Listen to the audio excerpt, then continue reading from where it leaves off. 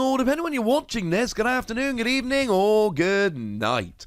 My name's Ross, and as always told, out of Voice of Radio. So today, we need to take a look at a new Sandaconda, and I love Sandaconda. Sandaconda was one of my boys going through Pokemon Sword the first time, and we've not really had a card which has lived up to what it could have been. Now, sure, we had Sandaconda V, and that's in a little bit of success here or there in some of these online tournaments, but we really want a good Sandaconda, and I don't want to speak too soon, but we might actually have a good Sandaconda. Now, our translation here comes from the lovely Antoine Boulet, something you're probably used to hearing at this stage, and what we've got is a Pokemon with 130 HP. That is incidentally the right side of the line. Lots of Pokemon do 120, so you want to be over the line on 130. This is good. We've got a retreat cost of 3, which is annoying because it means you can't use Air Balloon for free retreat or buff padding for extra HP, so, you know, cheers for that. And we've got ourselves a weakness to grass, which is honestly fine. Grass decks are not lighting the world on fire. And you're a fighting Pokemon. So you can use Karate Belt if you're behind on prizes. You can use Martial Arts Dojo whether you're behind on prizes or not. Extra 10 damage if you are not, and 40 if you are.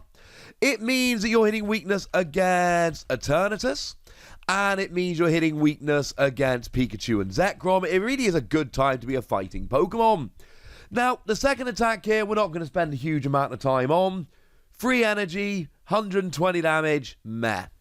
I mean, look, it's the right amount of energy to get a one-hit KO on a Pikachu and Zekrom, which is lovely.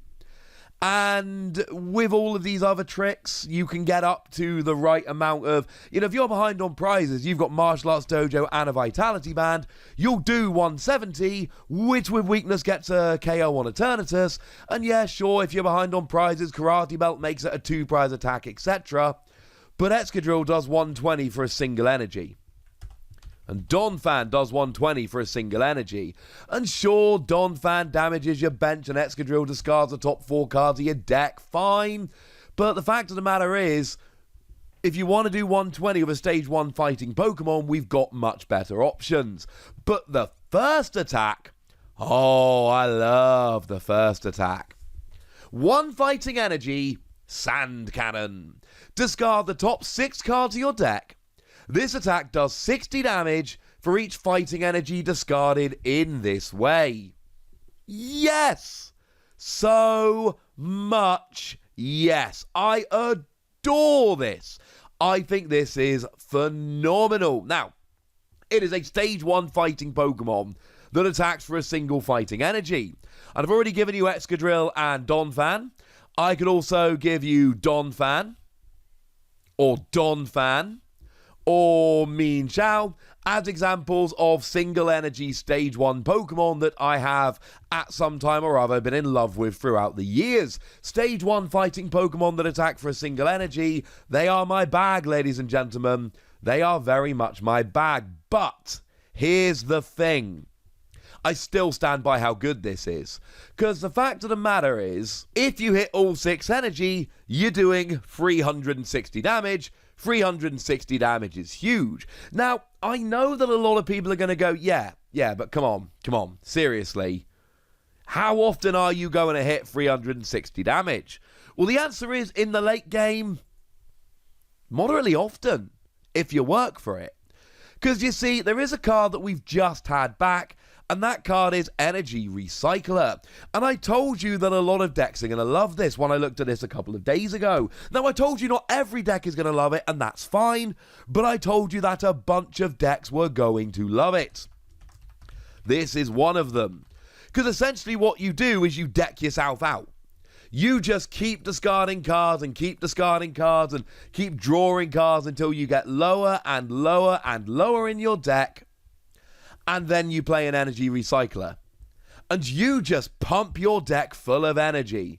And when your deck is nothing but energy, you are going to hit this. And honestly, right, in the late game, I love this. Because, and I've mentioned this once or twice on this channel, oh, I've played a lot of Excadrill. I have played a lot of Excadrill, and the fact of the matter is, by the time I get to the late game playing Excadrill, I've basically decked out. Excadrill discards the top 4 cards of your deck when you attack, liberal use of Professor's Research, combined with a very heavy Chinchino line, discard a card from your hand, draw 2 cards, and what you end up with is, a few turns into the game, you're basically decked out. At which point you start playing very carefully, you stop playing Professor's Research, you start playing things like Ordinary Rod and Palpad and Brock's Grit, and what you basically do is manipulate your deck. I regularly am in a position where a boss's orders will win me the game, and I can get all 3 boss's orders into my hand because I am just playing Palpad and drawing my deck. There are games that I have literally lost because I've had to go too deep decking myself out, and I've just not been able to manipulate my deck well enough. But if all you're trying to do is keep one of these in your hand and then get your energy back, it's awesome. And it doesn't have to be Energy Recycler. It can be Brock's Grit. Now, the great thing about Brock's Grit is, firstly, it puts 6 energy back, which is what you're looking for. And secondly, you can keep discarding it and then just putting it back in with Palpad, and round we go. I really like this attack. Honestly, I'm going to be testing this in an Excadrill deck as a 1-1 or a 2-2.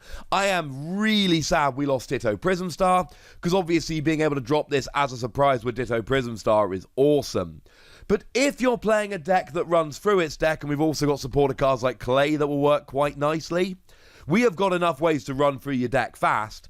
And when you are running through your deck fast, if you can just play a Brock's Grit, Energy Recycler, etc., and it's not an every game plan, it's not an every turn plan, but it is when you need a big attack at the end of the game, i.e. when the 180 from Excadrill isn't enough, this will absolutely have your back. Now, the other thing we need to remind ourselves is, we've actually seen this before. This is not a unique attack.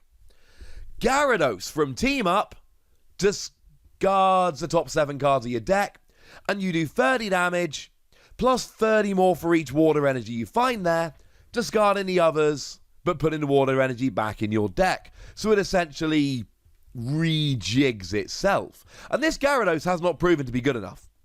To be clear, bunch of people tried it. When Team Up, or the equivalent Tag Bolt as it was over in Japan, first became legal for tournament play, whole bunch of people played Gyarados that weekend. Never worked out. This is very, very different. Because if you hit 4 energy out of 6 here, you do as much damage as Gyarados hitting 7 energy out of 7. Plus, you're hitting weakness on a lot of the best decks in the format, and for me, that makes it good enough. What we really need to do is manipulate our deck. I mean, a card which I would have loved to have is Research Record. Research Record is an old card from the Call of Legends expansion, one of the very few exclusive cards in that set. It was largely a reprint set. But it let you look at the top 4 cards of your deck, and any you wanted to keep on top you could, and any you wanted to not, you would put on the bottom of your deck. So you could use Research Record to try and make sure you had the right number of cards in your deck. And this was fun. There was also a similar kind of thing we saw for a while with Typhlosion, and this was a deck a whole bunch of people really tried to get working. You discarded the top 5 cards of your deck, doing 80 damage for each energy card you discarded, and obviously 80 is better than 60. But the fact of the matter is, Typhlosion wasn't as good at typing as fighting, and it's a stage 2, and honestly, the fact that it was a stage 2 really, really hurt it. So, we've seen similar things before, and neither Gyarados nor Typhlosion really set the world on fire. My inkling with Sandaconda is, don't play a Sandaconda deck. Play a fighting deck. Play Brock's Grit and Palpad. Play Energy Recycler. And then when you get to the late game, basically deck yourself out, and then go for Sandaconda when you've made your deck entirely energy. If you want to play a full Sandaconda deck, then it's fairly simple.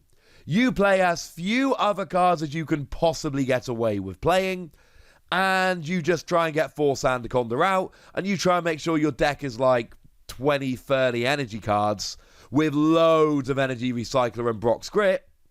But the issue with trying to play it that way is you're always going to be in trouble, because in the early game, you have got to have non-fighting cards in there, and then you're not maybe hitting for enough damage, but then when you do attack with Sandaconda, you can discard cards you like, and it's annoying. Of course, the other thing you could do with Sandaconda and Excadrill is really turn it around.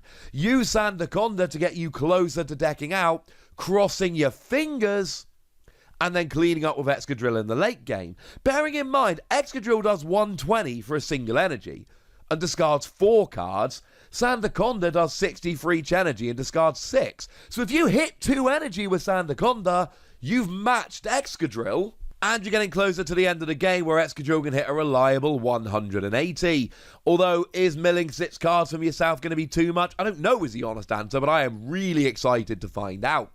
I think Excadrill Sandaconda could be a really, really cool deck. I think with other fighting stuff, Sandaconda could be really good.